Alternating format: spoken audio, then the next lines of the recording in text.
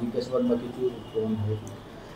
Actually কালকের থেকে social মিডিয়াতে আমরা একটা ভিডিও দেখি যেখানে জিবি হসপিটালের মধ্যে একটা মহিলাকে দেখা যাচ্ছে, যিনি মুখটা অনেকটা ঢেকে উনি বলছে যে ওনার সাথে নাকি গ্যাং রেপ হয়েছে। তো সেটার বেসিসে আমরা আমতলী থানাতে যখন এটা আমরা দেখি ভিডিওটা, আমরা আমতলী থানাতে প্রম্পটলি আমরা এটা ঘটনার সত্যতা যাচাই করার জন্য আমরা একটা এনকোয়ারি স্টার্ট করি। তো সেই এনকোয়ারির মূলে আমতলী থানা থেকে কালকে ওমেন অফিসার সহ গিয়ে মহিলাকে জিজ্ঞাসাবাদ করে।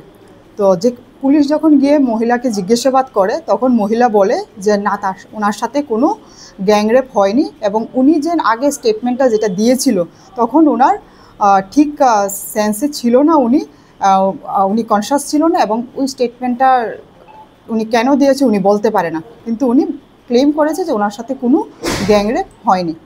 তথাপি যখন ভিডিওটা তারপরও চলছে, তো সেটাকে আমরা আরও ফার্দার এনকোয়ারি করার জন্য আজকে আবার আমরা একজন ফিমেল এক্সিকিউটিভ ম্যাজিস্ট্রেটকে সঙ্গে নিয়ে আমরা নিজে গিয়ে আমরা আবার সে মহিলাকে জিজ্ঞাসাবাদ করি।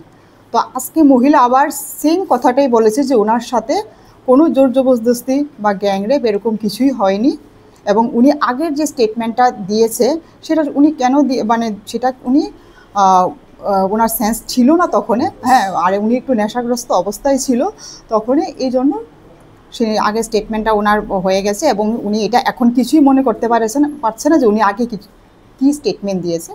কিন্তু উনি বারবারই বলে গেছে যে ওনার সাথে কোনো ধরনের কোনো গ্যাংরেপ বা জোর জবরদস্তি কিছুই ওনার সাথে হয়নি। উনি যে প্রথম বলেছিল উনি কি সুস্থ অবস্থায় ছিল না? উনি একটু নেশাগ্রস্ত অবস্থায় ছিল, সেই অবস্থায় ওনার তখন সেন্স ছিল না। তো তো সেই অবস্থায় উনি হয়তো বা সেটা কিছু বলে ফেলেছে, যেটা এখন উনি বলছে যে উনি এটা আগে কী বলেছে উনি এটা কিছুই মনে করতে পারছে না। ঘটনাটা উনি যেটা বলছে, উনি বাধারঘাট রেল স্টেশনের সামনে উনি ছিল, উনি এখানে বসে, তারপরে উনি যেটা বলেছিল এটা ওনার স্টেটমেন্ট অনুযায়ী। বর্তমানে মহিলার শারীরিক অবস্থা কীরকম? বর্তমানে মহিলা স্টেবল আছে, মহিলা ঠিক আছে।